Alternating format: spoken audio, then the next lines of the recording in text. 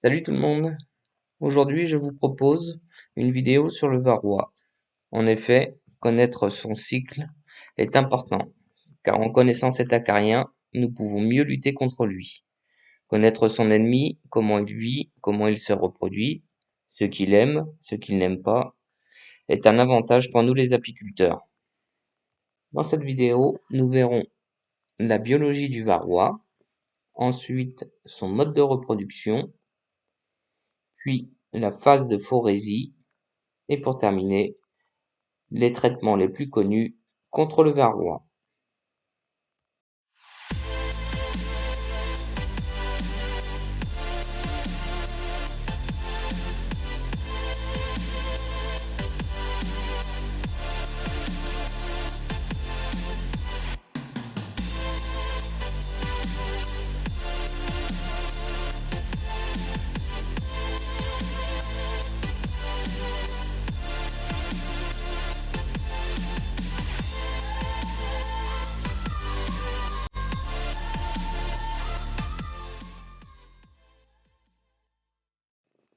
Donc du coup, le varroa est originaire d'Asie. Il a été identifié pour la première fois sur l'île de Java en 1904, infestant l'abeille asiatique Apis cerana, qui avait développé une certaine résistance à ce parasite.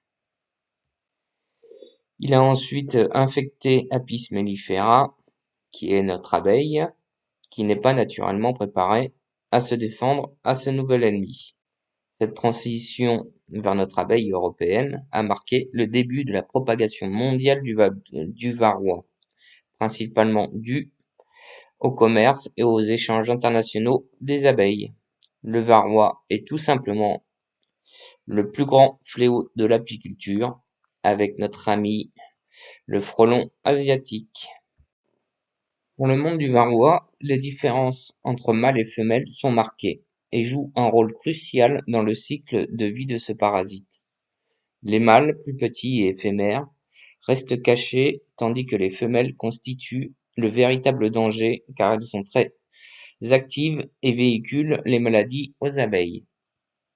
Le varroa mâle met 6 jours pour arriver à sa forme adulte, le varroa femelle met 5 à 6 jours. L'œuf varroa subit 2 mues avant de devenir un adulte. Les mâles varroa mesurent entre 0,7 à 0,9 mm de long et 0,7 à 0,8 mm de large. Ils arborent une couleur beige clair à jaunâtre. Ils restent cachés dans les cellules de couvain operculées. Les varroa mâles dépendent entièrement de la femelle fondatrice pour se nourrir et ne survivre pas longtemps après l'ouverture de la cellule. Ils se dessèchent rapidement en raison de leur incapacité à s'alimenter seuls, de leur grande sensibilité à la déshydratation. Ils sont fragiles et ont un rôle éphémère car ils meurent peu après l'émergence de l'abeille parasitée. Les femelles mesurent 1,6 mm de large pour 1 mm de long. Elles sont visibles à l'œil nu. Elle a une couleur marron à marron rougeâtre. C'est la femelle varroa qui est présente sur les abeilles adultes. Elle a une espérance de vie de 2 à 4 mois en été et elle vit plus longtemps en hiver. Comme vous pouvez le voir sur la photo, il y a plusieurs varroa femelles sur une abeille qui devait naître. C'est la femelle qui est la pièce maîtresse du parasitisme de l'abeille, car elle s'agrippe au corps des abeilles adultes. Elles sont la cause de la varrose, maladie complexe qui décime les colonies d'abeilles. Elles pondent des œufs dans le couvain des abeilles lorsqu'elles sont matures.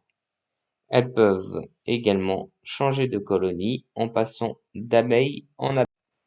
Le varroa se reproduit dans le couvain. Le cycle du varroa commence avec une fondatrice. Une fondatrice est un varroa femelle adulte qui initie l'infestation dans la ruche. Cette femelle pénètre dans la cellule juste avant qu'elle ne soit operculée par les abeilles ouvrières pour y pondre ses œufs. C'est par elle que commence le cycle terrible du varroa. La reine, abeille, dépose un œuf dans la cellule vide. et ouverte afin qu'une nouvelle abeille naisse. 8 jours après la ponte de l'œuf, un varroa femelle fondatrice entre peu avant l'operculation de la cellule par les ouvrières. 9 jours après la ponte de l'œuf, la cellule est operculée. Le varroa femelle fondatrice commence à se nourrir de la lymphe. 10 à 11 jours après la ponte de l'œuf, la fondatrice varroa pond un œuf toutes les 30 heures dans la cellule. Un mâle en premier, puis des femelles. 12 à 20 jours après la ponte de l'œuf, les jeunes femelles varroa sont matures sexuellement, après 5 ou 6 jours, et sont fécondées par le varroa mâle présent dans la cellule. 21 jours après la ponte de l'œuf, la jeune abeille sort de la cellule, parasitée. Le mâle varroa et les femelles varroa immatures, trop jeunes, ne sont pas viables et seront éliminés lors du nettoyage. C'est les varrois qui restent au fond des cellules. Une fois que ce cycle varroa est fini, d'autres cellules contenant un œuf pondu par la reine abeille pourront alors être parasitées par les varrois femelles fécondées, y compris par la fondatrice. En effet, les varrois qui sont accrochés sur la jeune abeille qui vient de naître vont se décrocher et vont s'introduire dans des cellules contenant des larves d'abeilles pas encore operculées. Pour chaque 100 abeilles qui naissent, entre 225 et 240 varrois émergent. Les varrois ont une durée de vie moyenne de 90 jours, soit le double de celle des abeilles. Une femelle varroa peut accomplir de 1 à 3 cycles de reproduction au cours de sa vie. Maintenant, nous allons voir les traitements. Pour la lutte contre les varrois, nous pouvons mettre en deux catégories les traitements, la lutte chimique et la lutte mécanique. La lutte chimique contre le varroa implique l'utilisation de divers produits acaricides conçus pour éliminer le varroa. Ces acaricides doivent recevoir une autorisation AMM pour être commercialisés en France. Ces traitements, souvent à base de substances telles que l'acide oxalique, l'acide formique ou l'amitrase, sont appliqués dans les ruches selon des protocoles spécifiques pour maximiser leur efficacité tout en minimisant les risques pour les abeilles.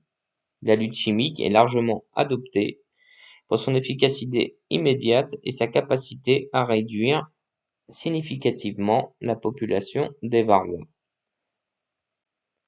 Pour nous, on peut retrouver du coup l'apivart qu'on vient mettre à partir, selon les régions en France et les mielés, fin d'été, milieu d'été, fin d'été, août généralement.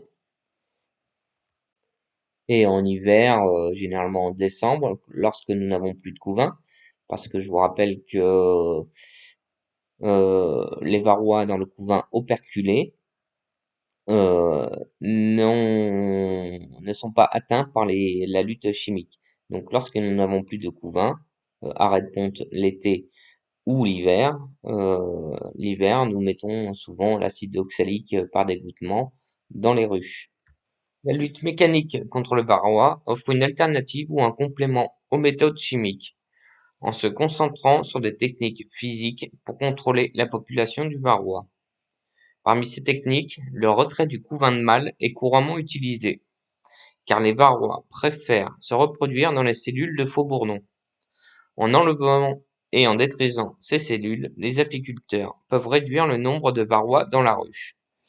Donc au printemps ou en été, dans les cadres à mâles, on vient, une fois que le couvain de mâle est operculé, on vient les retirer et ça permet de faire baisser votre infestation des varrois.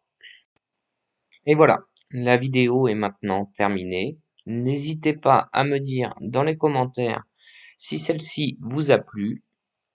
Si tel est le cas, je vous propose de vous refaire une vidéo sur le frelon asiatique, sur le même type de documentaire. Et pour ceux qui me suivent, n'hésitez pas à vous abonner à la chaîne, également à la page Facebook Le Miel de Memel et sur Instagram. Je vous dis à la prochaine.